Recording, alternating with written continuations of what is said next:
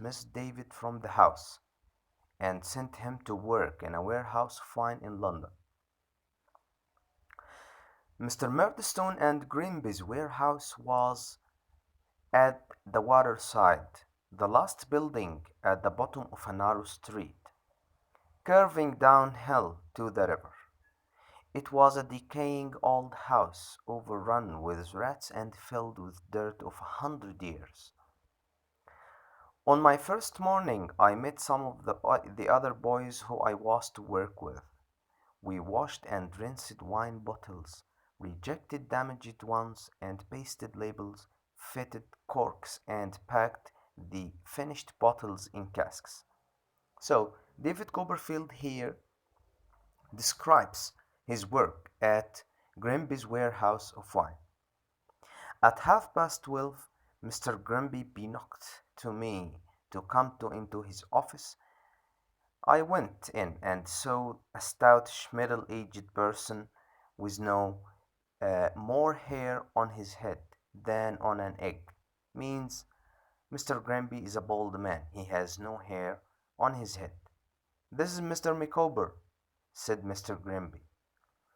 Um, said the stranger.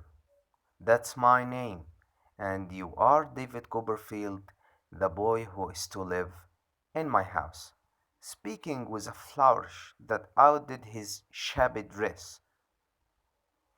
Mr. Micawber added that he would come for me that evening to teach me the quickest route from the warehouse to his house. Mr. Micawber is the man who David Copperfield lived at his house. So he is describing the way from the warehouse to Mr. Micawber's house. So David Copperfield didn't get lost. He appeared on time. I washed my hands and face, and we walked to the house. It was shabby like himself. It was an old house. The first floor was unfurnished, and the blinds were kept down. Means the curtains were kept down to fool the neighbors and deceive creditors into thinking no one was at home. He presented me to Mrs. Micawber, a thin, faded lady, and their 4 tiny children. So, Mr. Micawber, in his house, he closed the doors, closed all the windows, because a lot of people owe him money. So he wanted to deceive them and convince them that there is no one in the house. Still, even though I lived here, and the Micawbers tried to be kind, I had no one on earth to go for friendship or advice. I was a frightened little stranger in a large, terrifying city. I worked from morning till night, feeling utterly miserable and without hope. David Copperfield felt miserable, alone, and with no one to advise him, and he's only a 10 years old child, and fearing that everything I had learned at school would leave me. My tears often mixed with the water as I washed the wine bottles, but I was careful never to let the other boys see me cry. So, Charles Dickens shows us the strong side of David Copperfield. He was afraid that the other boys see him when he cries. So, there is a strong side in David's character. The Micawbers were kind to me, and even though they were always short of money, they were poor, they often invited me to share their own hot dinner and sit with them around the fire in cold nights. The Micawbers owed many bills, and the creditors came to visit them at all hours, some quite ferocious. The Micawbers' only solution was to begin boning their few pieces of furniture. So, Mr. Micawber, when a lot of people come to take their money, and he had no money, so he sold some of furniture of the house, some chairs, cupboards, and sofas and beds to get some money and give them to the creditors. So, after work, I would take a small table or a few chairs or a rug or blankets to pawn shop and bring back a few shillings. But no matter how bad things were, Mr. Micawber would always say, "Something must turn up. We have a comment here." Mr. Micawber said these words, "Something must turn up," that his life will change soon. So he's a confident man that something is going to happen and change his life from the worst circumstances he lived in to a better one. At last, Mr. Micawber's difficulties came to a crisis. He was arrested one morning and taken to the King's Bench prison until he could pay his debts. His family was permitted to live with him there. So, Mr. Micawber couldn't pay his bills and couldn't pay the money for the creditors. The government sent him to the King's Bench prison and they let their family live with him. Mrs. Micawber feared for me, a 10-year-old alone in the streets, poorly clothed and half starved. So she found me a cheap room near enough to the prison so that I could visit them in the evenings after work. Finally, the something that Mr. Micawber had been waiting for did turn up. A rich relative died in Australia and left him some money. He planned to pay off his debts and take his family there to live. Mr. Micawber, one of his relatives, died in Australia and left him some money. The turn up that he talked about happened. He will take the money and pay all his debts and get out of prison and travel with his family to live in Australia. I didn't want to stay in London without them. And I suddenly remembered the stories my mother and Peggotty had told me about my eccentric aunt who had hit the doctor with her bonnet on the day of my birth because I had been born a boy. He remembered his aunt, Miss Betsy Trotwood Copperfield, and he is going to look for her. Since she was the only real relative I had in the world, I decided to find her and ask her to take me into her home, but I didn't know where she lived. So I wrote a letter to Peggy and asked her where Miss Betsy lived. Peggy's answer soon arrived, along with a half guinea to get me to Dover, where Miss Betsy lived. So Peggy sent him the reply and told him about the place where Miss Betsy, his aunt, lived and sent him some money.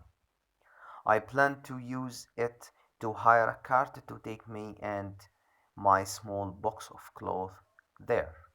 But the man I hired drove off with my half guinea and my box.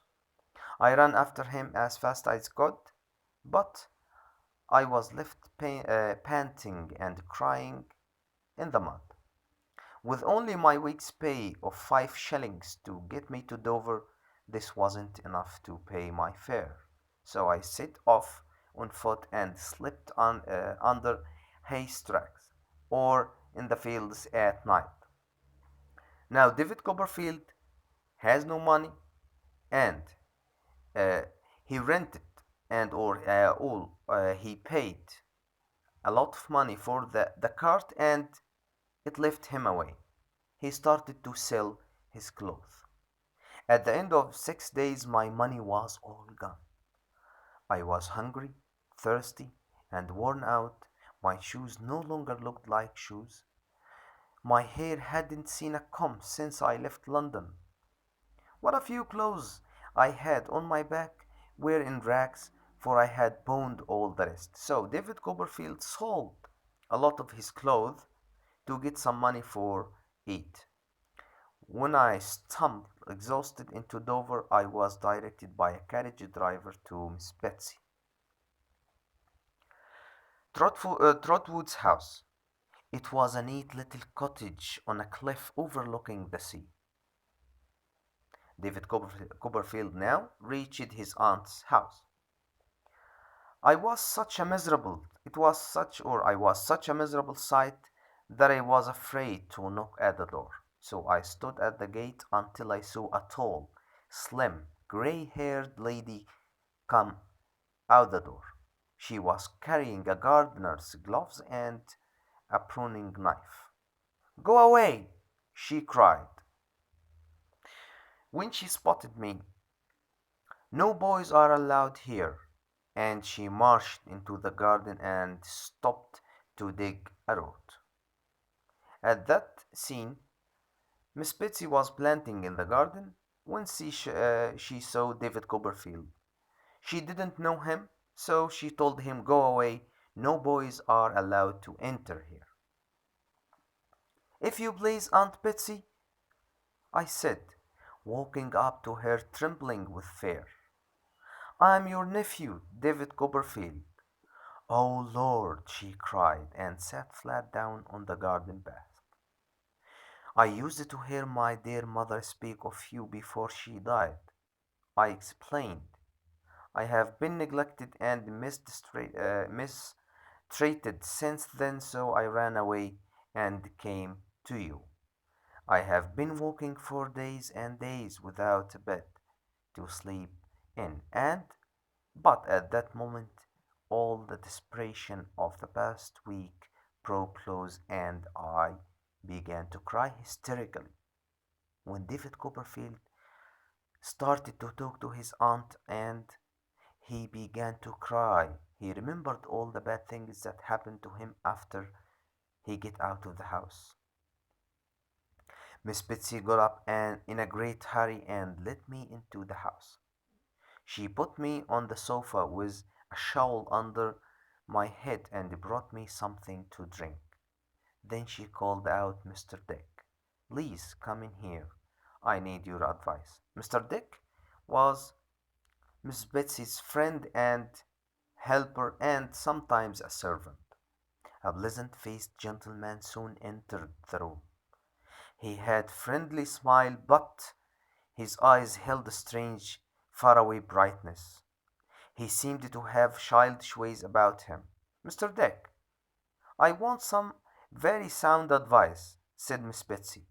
Here is young David Copperfield, the son of my late nephew. He has run away. What shall I do with him? Why, I should wash him, said Mr. Dick, briskly, and then feed him. When I had bathed, they put me in a shirt and the trousers of Mr. Dick's and tied me up in 2 or 3 shawls. I don't know what sort of a bundle I looked like, but I felt like a very hot one. I lay on the sofa and soon fell asleep. So David Copperfield now here felt safety after he found his aunt. When I awoke hours later, I told my aunt the story of my mother's unfortunate marriage to Mr. Murderstone and of the way he had treated me. Oh, that murderer! Cried my aunt. Next day, my aunt told me she had written to Mr. Murdstone, or Mr. Murderer as she called him. Does he know where I am? I asked, alarmed. I have told him, she replied. Shall I have to go back to him? I don't know. We shall see, she said, and that was all she would say about it. So here Miss Betsy wrote a letter to Mr. Murdstone that David Copperfield in her house. After Miss Betsy saw to it that I had good breakfast, she turned to me and said, I would like you to go upstairs and say good morning to Mr. Dick. He has got longer name Richard Badley, but don't you call him it by whatever you do. He can't bear his name, so take care, child. Don't call him anything but Mr. Dick. In this page, starting from this line, for the next few days, my aunt and Mr. Dick were very kind to me. We spent many happy hours together and almost forgot my past. Then I would remember that my aunt had asked Mr. and Mrs. Murdstone to come to see her, and I would become terrified. When David knew that Mr. and Mrs. Murdstone are coming to the house, he felt afraid. One morning, I saw the two of them coming up the garden path. I wanted to run and hide, but Aunt Betsy cried, "Certainly not." So I stood off in a corner while they spoke. "I must tell you, Miss Betsy Trotwood," began Mr. Murdstone, "that David has given us great trouble and pain. He is stubborn and has a violent temper." "Yes, I agreed, Mrs. Murdstone," she said, "and the worst boy in the world. He is the worst boy in the world. And we are here to take him back," added Mr. Murdstone. "I shall deal with him in the manner I think best." "Rubbish!" Now Miss Betsy Trotwood Copperfield started to talk. Miss Betsy said, "Rubbish!" cried. "I don't believe a word of it. You two are no better than murderers. Your cruelty caused David's mother's death. You deserve to be punished for sending a 10-year-old boy out to earn his own living while you lived comfortably in a house that really belongs to David. Now that his mother is dead, but I shall let David decide what he wants to do." Then turning to me, Miss Betsy asked, "Do you wish to return to them?" "Please, Aunt Betsy," I pleaded, "don't make me go. Neither of them has ever liked me or been kind to me. They made my mamma unhappy and Biggity too. They made me miserable. Please don't make me go back with them." David Copperfield here refused to go back with Mr. and Mrs. Murdstone. Mr. Murdstone turned pale, then pointing a finger angrily at my aunt, he said, "I am here for the first and last time to either take David and deal with him as I see fit, or to leave him with you. If he stays with you, I will have I will have nothing to do with him ever again." Mr. Dick said, "My aunt, what shall I do with this child?" Mr. Dick considered, hesitating, then smiled, and "Have him measured for a suit of clothes." "Thank you, Mr. Dick," said my aunt. Then turning to Mr. and Mrs. Murdstone, she said, "Good day, sir." "Good day, ma'am. If I ever see you at my door again, I shall knock you down and stamp on you." Here is a quotation or a comment of an important word said by Miss Betsy. She told Mr. and Mrs. Murdstone, "If they come to her door again, I shall knock you down and stamp on you," means I will kill you. Once they were gone, I ran to Aunt Betsy's and threw my arms around her neck and kissed her. Then I shook Mr. Dick's hand. I thanked him too. And this chapter will be the end of the chapter, and we have two questions and two comments by Mr. Mikober and Miss Betsy. Thank you for your kind listening, and see you in the other next chapter. Thank you.